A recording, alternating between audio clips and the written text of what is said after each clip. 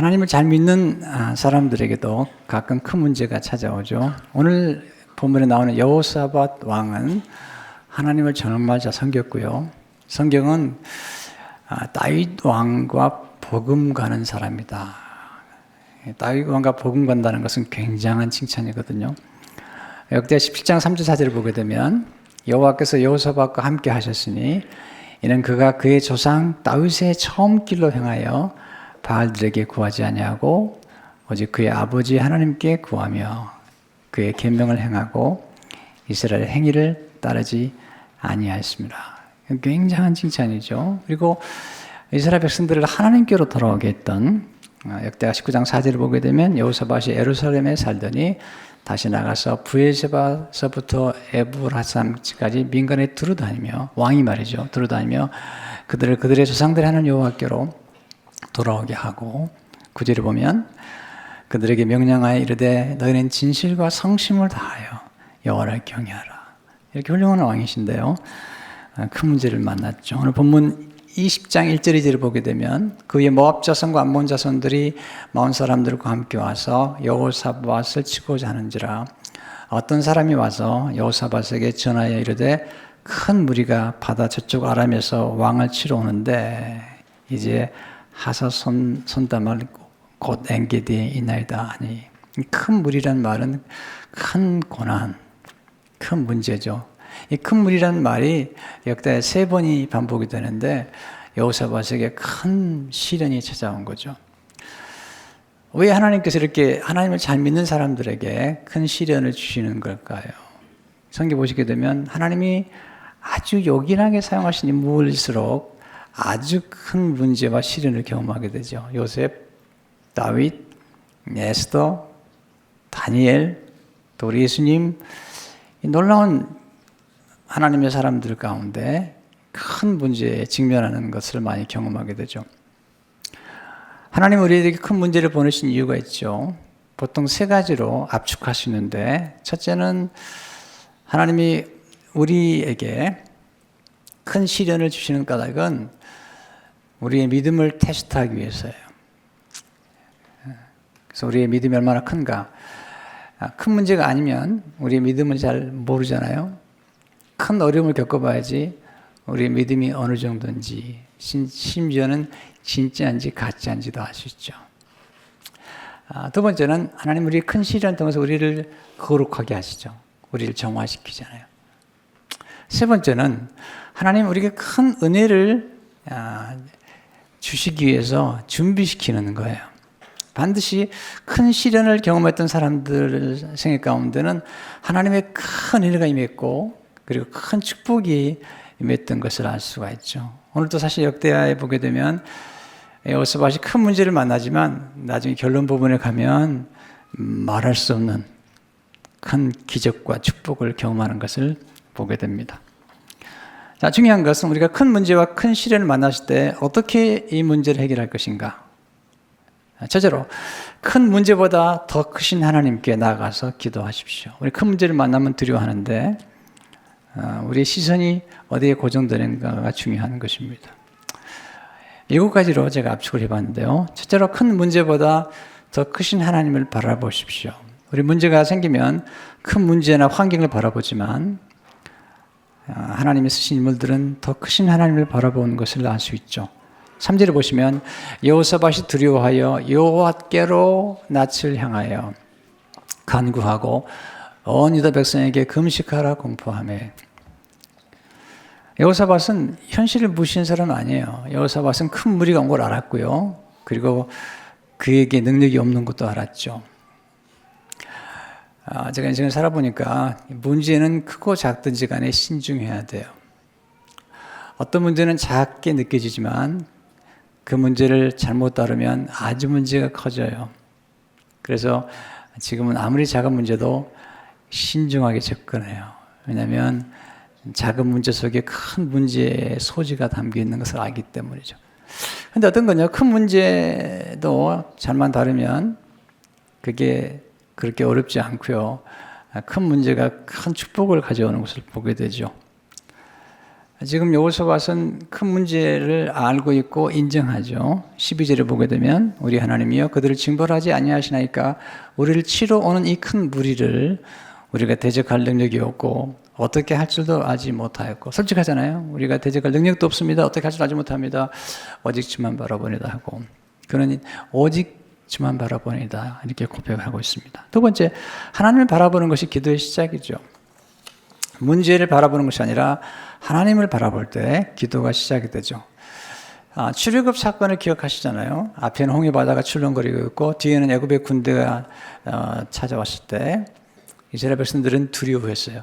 언제나 우리가 문제나 환경을 보면 두려움이 생기죠. 근데 역시 모세는 달랐죠. 모세는 하나님을 보았고 홍해 바다를 만드신 하나님을 보았고 왕들을 움직이시는 하나님을 보았어요. 그래서 출애굽기 14장 13절을 보게 되면 모세가 백성에게 이르되 너희는 두려워하지 말고 가만히 있어서 여호와께서 오늘 너희를 위하여 행하시는 구원을 보라. 하나님을 보라고 얘기하고 있습니다. 세 번째, 하나님은 합심해서 기도할 때 더 놀랍게 역사하는 거죠. 여호사밧은 기도의 사람이었어요. 하나님은 성경에 보시면 기도의 사람을 아주 훌륭하게 사용하시는데 여호사밧의 위대한 점은 본인이 기도할 뿐만 아니라 온 백성들을 기도하게 만들었다는 거예요.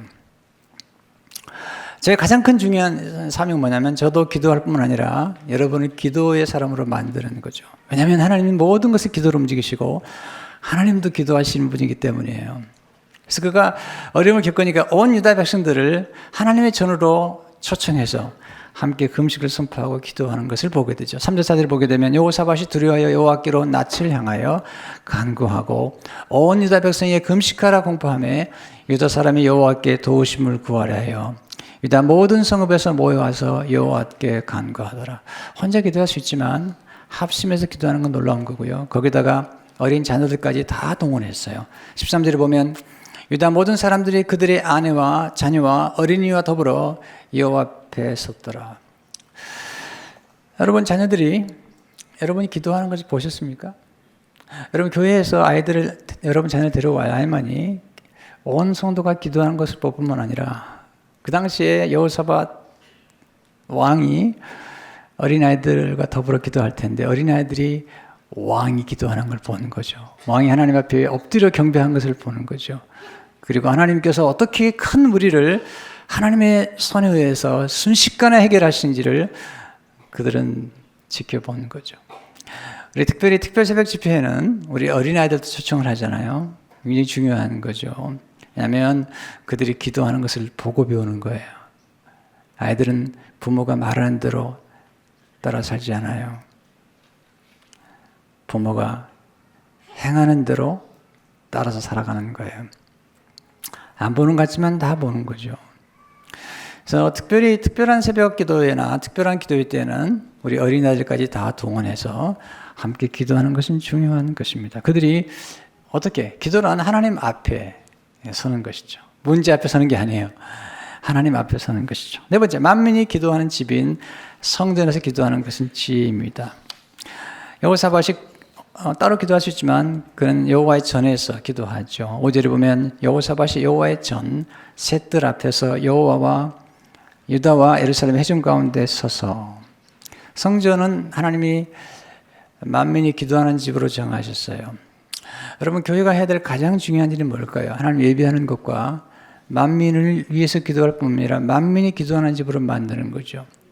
이사야 56장 7절을 보게 되면 내가 꼭 그들을 나의 성산으로 인도하여 기도하는 내 집에서 그들을 기쁘게 할 것이며 그들의 번제와 희생을 나의 제단에서 기꺼이 받게 되리니 이는 내 집은 만민이 기도하는 집이라 일컬음이 될 것입니다. 지금 교회는 구약의 성전에 어떤 역할을 하게 되어 있는 거죠. 그중 하나가 교회가 만민이 기도하는 집이잖아요. 예수님께서 12살 때 성전에 올라가셔서 거기 랍비들과 함께 대화하시는데 나중에 부모가 찾아오잖아요. 그랬더니 내가 아버지 집에 있는 것을 알지 못하십니까? 성전, 곧 교회는 하나님의 아버지 집인 거죠. 나중에 여호사밧이 성전에서 기도한 다음에 하나님의 놀라운 기적을 경험한 다음에 그는 다시 성전에 돌아와서 그는 하나님께 감사하죠. 27절 28절을 보게 되면 유다와 예루살렘 모든 사람이 다시 여호사밧을 선두로 하여 즐겁게 예루살렘으로 돌아왔으니 이는 여호와께서 그들이 그 적군을 이김으로써 즐거워하게 하셨습니다. 그들이 비파와 수금과 나팔을 합주하고 예루살렘에 이르러 여호와의 전에 나아가니라. 여러분, 하나님을 경외하는 사람들은 성경 중심, 하나님 중심, 교회 중심으로 생활해야 되고, 여러분이 자녀를 정말 훌륭하게 키우려면 하나님 중심으로, 말씀 중심으로, 교회 중심으로 키워야 됩니다. 요즘 이상하게도 한국은 보니까 학원 중심으로 아이들을 키우는 것 같아요. 학원 중심으로. 주일날도 예배를 드리러 오게 하지 않고 학원에 보내요. 여러분, 하나님의 말씀대로 자녀를 키워야죠. 청년들이 교회 안 오면 어디를 가까이 할까요? 클럽에 가게 되죠. 여러분, 하나님의 집은 피난처요, 생수의 강이 흐르는 곳이요, 하나님의 말씀을 듣는 곳이잖아요. 우리가 키우는 것보다도 하나님이 도와주시면 더 잘 클 수 있는 거잖아요. 다섯 번째, 하나님이 누구신가를 기억하며 기도할 때 큰 문제는 작아지는 거죠. 여호사밧이 암몬이나 모압이나 마온 사람보다 더 크신 하나님, 그들을 움직이신 하나님을 그런 기억하죠. 6절을 보니까 이르되 우리 조상들의 하나님 여호와여, 주는 하늘에서 하나님이 아니시니까 이방 사람들의 모든 나라를 다스리지 아니하시나이까. 주의 손에 권세와 능력이 있사오니 능히 주와 맞설 사람이 없나이다. 지금 암몬과 모압, 마온 사람들을 통치하신 하나님 앞에 주께 권세와 능력이 있지 않습니까? 뿐만 아니라 하나님이 과거에 이스라엘 백성을 어떻게 도와주셨는지를 기억하죠. 실제로 보면 우리 하나님이시여 전에 이 땅 주민을 주의 백성 이스라엘 앞에서 쫓아내시고 그 땅을 주께서 사랑하시는 하나님의 아브라함의 자손에게 영원히 주지 아니하셨나이까. 또 인생을 보게 되면 큰 문제들이 가끔 인생에 점을 찍어주는데 그 큰 문제 때마다 하나님이 개입하셨고, 그리고 그 큰 문제 때마다 새로운 디멘션, 신앙의 새로운 디멘션과 함께 놀라운 축복을 받았던 것을 기억하죠. 이런 경험을 정말 하게 되면요, 큰 문제가 오게 되면 오히려 낙심되거나 좌절하기보다는 거룩한 기대를 갖게 돼요. 물론 문제를 좋아하지 않아요. 문제를 좋아하는 사람이 없죠. 네. 그러나 이 문제 때마다 하나님을 더 놀랍게 경험한, 기적을 경험한 사람들은 문제가 오게 되면 크신 하나님, 그리고 지나간 과거에 하나님이 도우셨던 그 하나님을 기억하게 되는 거죠. 여섯 번째, 하나님은 그의 약속을 붙잡고 믿음으로 기도할 때 응답해 주시는 것을 보게 됩니다.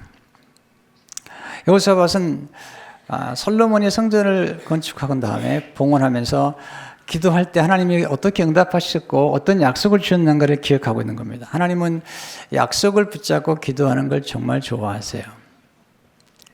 오늘 8절 9절을 보게 되면 그들이 이 땅에 살면서 주의 이름을 위하여 한 성소를 주를 위해 건축하고 이르기를 만일 재앙이나 난리나 견책이나 전염병이나 기근이 우리에게 임하면 주의 이름이 이 성전에 있으니 우리가 이 성전 앞과 주 앞에 서서 이 환난 가운데에서 주께 부르짖은즉 들으시고 구원하시리라 하였나이다.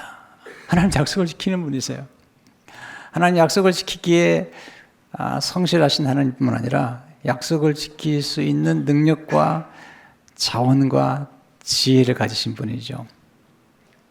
여호사밧이 기도하는 거죠. 하나님, 우리가 환난 가운데 하나님의 이름이 있는 성전 앞에서, 그리고 하나님 앞에서 기도할 때에 우리의 기도를 들으신다고 약속하지 않으셨습니까? 그 약속대로 응답해 달라고 그렇게 기도하는 것을 보게 됩니다. 여러분, 말씀을 떠나서 기도해서는 안 되죠. 말씀과 더불어 기도하는 게 필요하죠. 일곱 번째, 하나님 구체적으로 간구하는 기도에 응답해 주시는 것을 보게 됩니다. 12절을 보게 되면 우리 하나님이여 그들을 징벌하지 아니하시나이까. 네, 그들을 징벌해 달라는 거죠. 암몬과 모압과 마온 사람들을. 기도란 뭘까요? 기도란 하나님께 우리의 문제를 맡기는 것입니다. 내가 문제를 풀면 내가 푸는 거지만 하나님께 맡기면 하나님의 문제를 풀어주시는 거죠. 기도란 하나님께 우리의 무거운 짐을 맡기는 거죠. 짐이 무겁죠?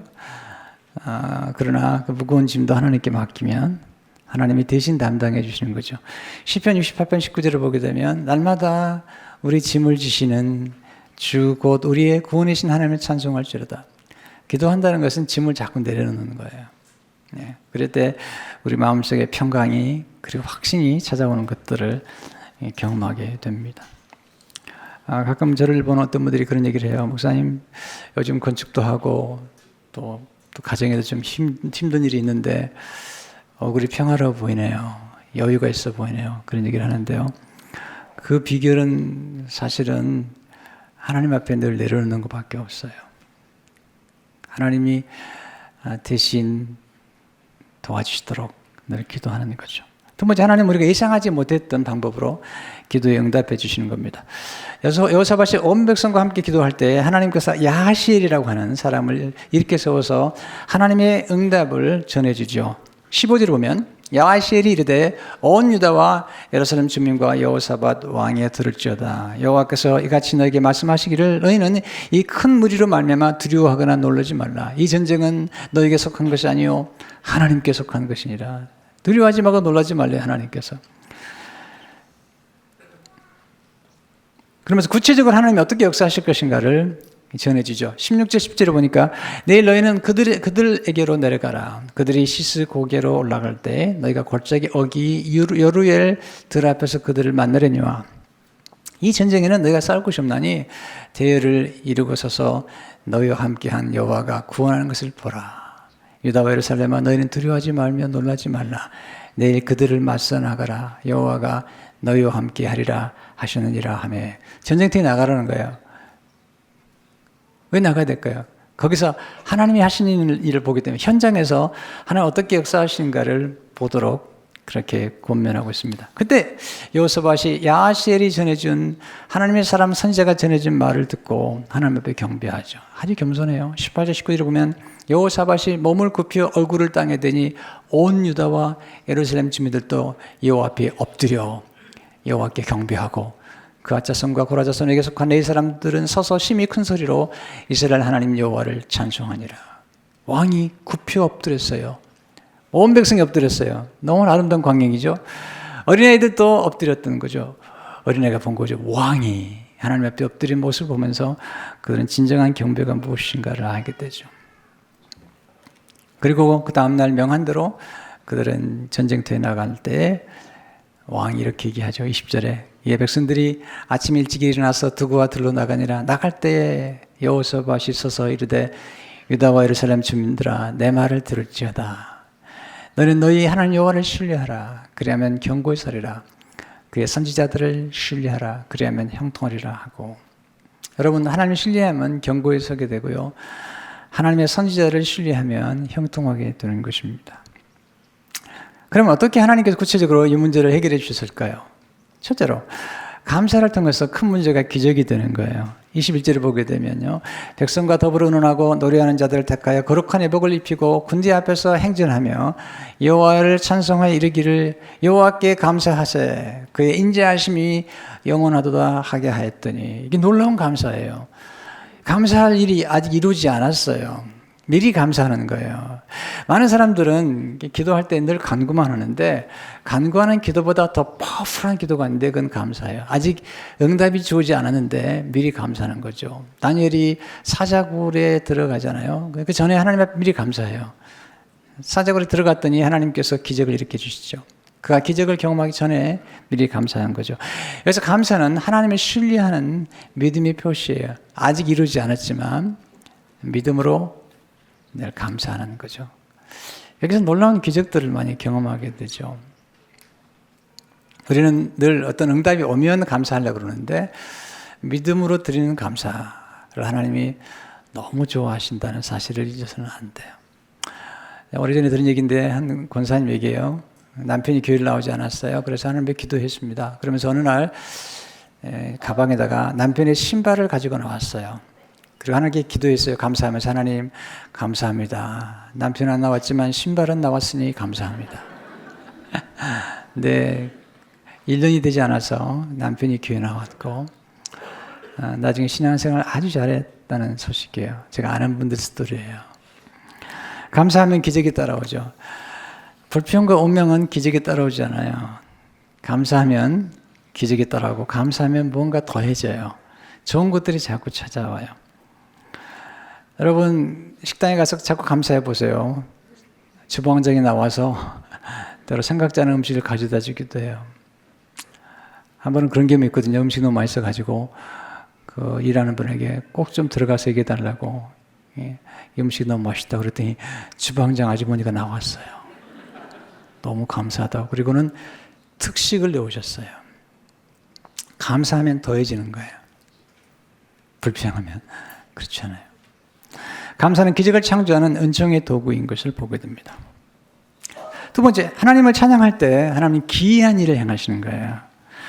22절을 보게 되면 그 노래와 찬송이 시작될 때, 이게 중요한 거예요. 시작될 때 as they began to sing and praise the Lord. 그 노래와 찬송이 시작될 때 하나님께서 복병을 두어 유다를 치러 온 암몬 자손과 모압과 세일산 주민들을 지게 하심으로 그들의 표하였으니. 여러분 찬송하게 되면 중요하냐면 여러분 교회에 오시게 되면 어떤 분들은 설교만 예배라고 생각하는데 그건 정말 잘못된 겁니다. 예배는 여러분이 찬송을 드리고 또 예물을 드리는 거죠. 설교는 여러분이 받는 거고요. 설교만 예배가 아니죠. 하나님의 말씀을 듣는 건 굉장히 중요하지만 성도 여러분들이 예배를 보러 오는 게 아니에요. 예배를 드리러 오죠. 예배를 드릴 때 제일 중요한 게 뭘까요? 찬송이죠. 찬송이 뭐죠? 하나님을 칭찬하는 거예요. 하나님 하신 일들을 인정하는 거예요. 하나님께 감사하는 거잖아요. 하나님께 찬양하게 되면 성경 보면 하나님이 임재가 나타나는 거죠. 시편 21편 3절을 보면 이스라엘 찬송 중에 계시는 주여 주는 거룩하시나이다. 우리가 찬송할 때 하나님이 보좌로 임하시는 거예요. 뿐만 아니라 우리 찬송할 때 하나님 기이한 일을 행하시는데 시편 98편 1절을 보면 새 노래로 여호와께 찬송하라. 그는 기이한 일을 행하사. 우리가 찬송할 때 하나님이 기이한 일을 행하시는 거예요. 그의 오른손과 거룩한 팔로 자기를 위하여 구원을 베푸심이로다. 여호사밧과 이스라엘 백성들이 찬양할 때 하나님이 기이한 일을 행하시는데 23절이에요. 이 기이한 일입니다. 곧 암몬과 모압 자손이 일어나 세일산 주민들을 쳐서 진멸하고 암몬과 모압과 그다음에 마온 사람들 하는데 자기네끼리 싸우는 거예요. 세밀 주민들을 멸하는 후에 그들이 서로 쳐 죽였더라. 하나님이 일하시니까 이스라엘 백성들이 전쟁할 필요가 없는 거예요. 놀라운 일이 벌어진 거예요. 기이한 일, wonderful things 이루어지는 거죠. 놀라운 일입니다. 왜냐하면 하나님 하신 일은 기이한 일이죠. 그의 이름은 기묘자라. His name is wonderful. 세 번째, 하나님은 문제의 크기에 따라 기적의 크기를 결정하시는 거예요. 우리는 문제를 싫어하지만 큰 문제 속에는 큰 기적이 담겨있기 때문에 여러분이 큰 문제를 싫어하면 기적도 오지 않아요. 큰 문제 때문에 두려워했지만 큰 문제의 결과가 뭐죠? 25절에 나와 있는데 놀라운 일이에요. 여호사밧과 그의 백성이 가서 적군의 물건을 탈취하세 본즉 그 많은 적군들이 와가지고 가져온 게 있었어요. 그 가운데 재물과 의복과 보물이 많음으로 그렇게 탈취하는데 그 물건이 너무 많아 능히 가져갈 수 없을 만큼 많음으로 사흘 동안에 거두어들이고 만약에 큰 문제가 없었다면 큰 무리가 오지 않았다면 여러분 탈취물을 사흘 동안 취할 것도 없었을 거예요. 물건이 너무 많아서 감당을 못하죠. 여러분 문제가 작으면 기적도 작아요. 우리는 큰 문제를 싫어하는데 기억하셔야 돼요. 문제가 작으면 기적도 작고요. 문제가 크면 기적도 크죠. 문제 속에는 감추어진 기적의 씨앗이 담겨있기 때문에 문제를 싫어하면 기적도 싫어해버리는 거예요. 문제보다 문제에 어떻게 반응하냐가 더 중요한 거죠. 문제를 기도로 반응할 때 놀라운 기적을 경험하게 됩니다. 하나님은 불가능을 가능케 하신 일의 전문가세요. 우리는 우리의 생각대로 하나님을 생각하는데 하나님은 전능하신 분이고 지금도 우리가 알 수 없는 신비로운 역사를 이렇게 해주시고 때로는 우리에게 문제를 보내시지만 그 문제를 통하여 하나님이 어떤 분인가를 보여주시는 거예요. 사라가 90세가 돼서 경수가 끊어지고 더 이상 아이를 낳을 수 없는 상태가 됐는데 하나님께서 아브라함과 천사들에게 말씀하시죠. 사라가 아이를 낳을 것이다. 사라가 그 얘기 듣잖아요. 듣고 웃어요. 하나님이 얘기하시죠. 왜 웃냐고. 그랬더니 겁이 나니까 안 웃었대요. 하나님이 웃었느니라. 하나님 보통 분이 아니시잖아요. 그럼 나중에 아브라함에게 말씀하시죠. 창세기 18장 13절 14절을 보게 되면 여호와께서 아브라함에게 이르시되 사라가 왜 웃으며 이르기를 내가 늙었거늘 어떻게 아들을 낳으려 하느냐. 보세요. 웃고 그리고 고백을 말을 잘못했어요. 내가 늙었거늘 어떻게 아들을 낳으려. 그렇게 얘기해서는 안 되잖아요. 하나님이 하시기 때문에 가능하다고 해야 되는데 내가 늙었거늘 어떻게 아들을 낳으려 하느냐. 물론 이해가 되지만 언어의 표현 속에서 믿음을 보는데 그 다음에 하나님 말씀 여호와께 능하지 못할 일이 있겠느냐. 기한이 이를 때 내가 내게 돌아오리니 사라에게 아들이 있으리라. 한 번은 귀신 들린 아들을 데려왔던 아버지가 예수님께 부탁하죠. 예수님 할 수 있거든 내 아들을 고쳐주십시오. 예수님이 뭐라고 말씀하시죠? 마가복음 23절을 보면 예수 그리스도 할 수 있거든 무슨 말이냐. 말부터 고쳐라. 할 수 있거든 무슨 말이냐. 믿는 자에게는 능히 하지 못할 일이 없느니라 하시니. 하나님은 큰 문제를 통해서 우리 큰 기쁨을 허락해 주시는 것을 보게 됩니다. 유다 백성들이 크게 두려워했지만 하나님의 기적을 경험하고 그 수많은 재물과 의복과 보물을, 여러분 그 당시 의복은 귀중한 겁니다. 제가 어렸을 적만 해도 옷이 정말 귀했습니다. 제가 신학교 다닐 적에도 옷이 없어가지고 옷 한 벌을 가지고 봄, 여름, 가을, 겨울을 입었어요. 네, 여러분 안 믿어지시죠? 진짜예요. 제일 고통스러운 게 여름이에요. 왜냐하면 가을 옷을 가지고 여름에 올라가서 설교를 해야 되는데 얼마나 더운지 몰라요. 별 얘기를 다 하시네. 그렇게 얘기할지 모르지만 우리 민족 가운데 그런 시대가 있었다는 것을 잊지 말아야 돼요. 정말이에요. 근데 놀라운 사실은 그들이 가진 큰 문제 때문에 큰 기쁨을 경험하죠. 27절에 다시 보시면 유다와 예루살렘 모든 사람이 다시 여호사밧을 손들어 하여 즐겁게 예루살렘으로 돌아왔으니 이는 여호와께서 그들이 그 적군을 이김으로써 즐거워하게 하셨습니다. 하나님이 하셨다는 거죠. 하나님이 하셨기 때문에 즐거운 거죠. 우린 가끔 어려운 일을 당하면 낙심하고 절망할 수 있죠. 인간이니까. 그러나 성경 그렇게 말씀하지 않아요. 그렇게 하지 말래요. 왜냐하면 그 속에 하나님의 축복이 담겼기 때문에. 야고보 1장 2절 4절에 보게 되면 내 형제들아 너희가 여러 가지 시험을 당하거든 온전히 기쁘게 여기라. 이는 너희 믿음의 시련이 인내를 만드는 줄 너희가 압니다. 인내를 온전히 이루라. 이는 너희로 하여금 온전하고 고백하여 조금도 부족함이 없게 하려 합니다. 여러분 이 여호사밧과 이스라엘 백성들이 너무 감사해서 기적을 경험한 다음에 그들이 아름다워요. 여호와의 전에서 기도했던 그들이 전쟁터에서 놀라운 승리를 경험한 다음에 다시 여호와의 전으로 돌아옵니다. 28절을 보세요.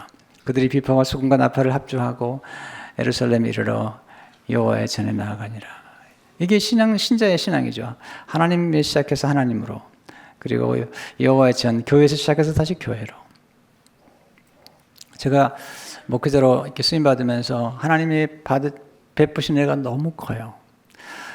정말 궁금할 정도로 커요. 네. 근데 가끔 이런 생각이 들어요. 그런 생각할 때마다 어릴 적의 생각이 나는데요. 저는 교회를 너무 사랑했어요. 제 어머님이 교회를 사랑하게 만들었고요. 그리고 예수 믿자마자 새벽 기도를 드리기 시작했어요. 무릎 꿇고 드리기 시작하고, 그리고 학교 갈 때도 교회 가서 기도하고 학교 가고, 그리고 학교가 끝나면 교회 가서 기도하고, 그리고 또 집으로 오고. 군대 휴가 중에도 오자마자 어머니께 드려서 어머니 저 왔습니다. 어머니가 교회 먼저 가라. 그러면 잠시 인사하고 교회 가서 기도하고 목사님께 인사드리고 늘 그렇게 신앙생활을 하게 됐는데, 하나님이 그렇게 교회를 사랑하고 교회를 아껴서 교회와 성도를 맡긴 게 아닌가 생각이 됩니다.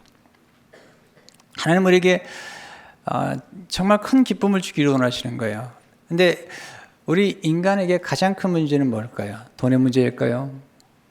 무슨 돈 문제 심각하죠. 건강의 문제일까요? 여러 가지 문제가 있겠지만 인간의 가장 근본적인 문제는 죄예요. 죄. 정말이에요. 네. 예수님께서 이 땅에 오신 것은 우리를 죄에서 구원하기 위한 거죠. 그래서 성경 보게 되면 우리를 구원하신 구원의 소식 가운데 가장 큰 기쁨과 기쁨을 누려야 되는데, 성도가 여러 가지 기쁨이 있겠지만 그 기쁨 가운데 가장 큰 기쁨은 뭐냐면 내가 예수 믿고 죄사함 받았다는 기쁨이에요. 이것이 성도가 누려야 될 가장 기본적인 기쁨이고 영원한 기쁨이 되어야 돼요. 하나님의 자녀가 됐다는 것 때문에. 누가 2장 10절을 보게 되면 천사가 이르되 무서워하지 말라. 보라 내가 온 백성에게 미칠 큰 기쁨의 좋은 소식을 너에게 전하라. 우리는 여러 가지 좋은 차 샀다고 기뻐할 수도 있고, 집을 샀다고 기뻐할 수도 있고, 아이들 학교 좋은 데 들어갔다고 기뻐할 수도 있겠지만, 성도의 큰 기쁨의 큰 희락의 근거는 예수 그리스도께서 우리의 모든 죄를 사하시고 우리의 모든 형벌과 저주와 정죄를 대신 받으시고 우리를 구원하셨다는 사실이죠. 어제 장례예배 가셨습니다. 저는 장례식 가면 꼭 복음을 전합니다. 복음이 뭐죠? 우리가 죄인이면요, 사탄은 우리를 참소를 하거든요. 율법도 마찬가지죠. 우리가 죄를 짓게 되면 우리 죄 목록을 리스트를 가지고 하나님께 나가서 우리가 얼마나 못되고 나쁜 사람인가를 고소합니다. 뭐가 냐면요, 여러분 이제 드라마를 보거나 아니면은 신문을 보게 되면 어떤 사람이 죄를 짓게 되면 검찰에 가서 끌려가서 여러 가지 조사를 당하잖아요. 그리고 이제 판사 앞에 가면 검사가 그 사람의 죄를 낱낱이 얘기한 다음에 구형을 합니다. 검찰이 구형을 합니다. 판사에게 이 사람의 죄는 아무리 봐도 사형입니다. 20년입니다. 이렇게 구형을 합니다. 그러면 판사가 검사의 말을 듣고 판결을 내리지만 참조를 하지 최종 판사가 마지막 공판을 하는 거예요. 검사가 구형한 다음에 판사가 그러면 이 검찰이 구형한 것에 대해서 최종 판결을 몇 월 며칠 날 하겠습니다. 그때 가면 이제 판사가 검사가 구형한 내용을 듣고 판결을 내리는 거죠. 근데 어떤 경우는요, 검사가 사형이라고 구형을 내렸지만 판사가 나중에 쭉 심리를 검토한 다음에 무죄입니다 라고 선언하면 무죄가 되는 겁니다. 왜냐하면 검사가 아무리 구형을 했어도 판사가 봤을 때 무죄라고 판결을 내리면 그게 쉽게 하면 판결이 정지하는 거죠. 네, 간담하는 거죠.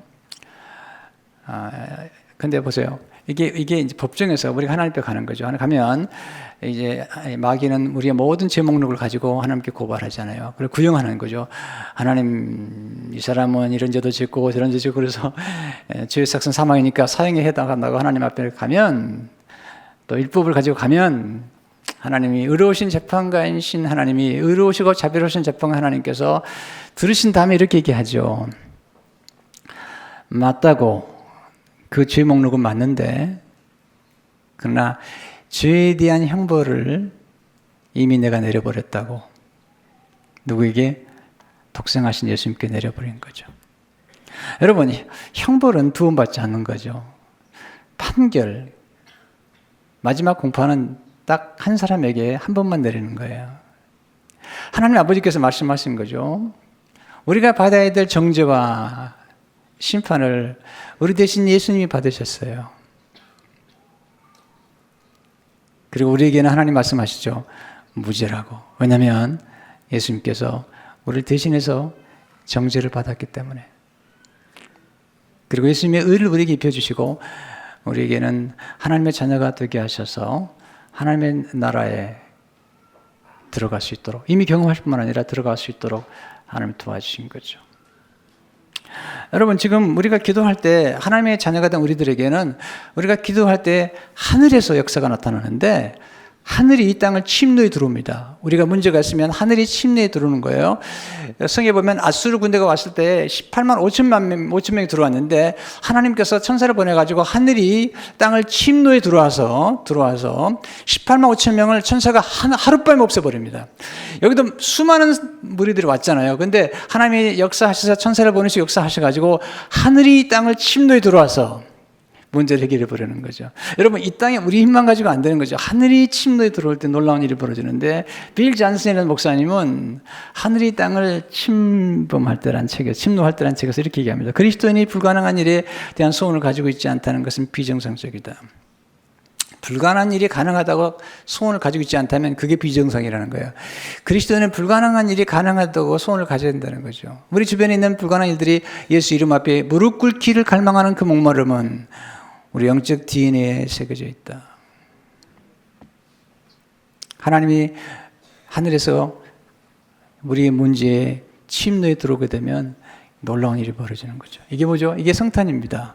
하나님 어느 날 인류가 이 죄악 가운데 그리고 사탄에게 노예가 되어 있는 거예요. 하나님께서 하나님의 아들을 보내셨어요. 하나님의 아들이 이 땅에 침노에 들어와서 마귀와 죄악과 사망의 노예가 되어 있는 우리를 건져내셨어요. 이게 성탄이에요. 그리고 우리에게 말씀하셨어요. 너희는 천국을 침노하라. 내가 땅을 침노해서 마귀가 사로잡고 사람들을 침노해서 내가 그들을 건져낸 것처럼 너희는 하나님의 나라를 침노하고 그리고 하나님의 나라에 들어오라는 거죠. 성탄은 그런 거죠. 기도는 그런 거죠. 우리가 기도하게 되면 하나님 바쁘게 움직이셔서 하나님이 이 땅에 놀라운 침노를 일으키셔서 기적을 베풀어 주십니다. 기도하게 되면 그런 일이 벌어집니다. 이번에 기도하는 가운데 그런 기적을 경험하시기를 주의 이름으로 축원합니다. 고마우신 하나님, 오늘 큰 문제가 큰 기적이 되는 걸 보았습니다. 감사함으로, 찬양함으로, 기도함으로 하나님 놀라운 일들이 경험하는 것을 보았습니다. 하나님이여, 큰 문제 앞에 두려워만 하지 않게 하시며 눈을 떼어 하나님께 눈을 들어 향하게 하시며 하나님의 전에서 기도하며 합심해서 기도하며 간절히 기도하는 가운데 큰 문제가 기적이 되도록 축복해 주옵소서. 예수님 이름으로 기도합니다.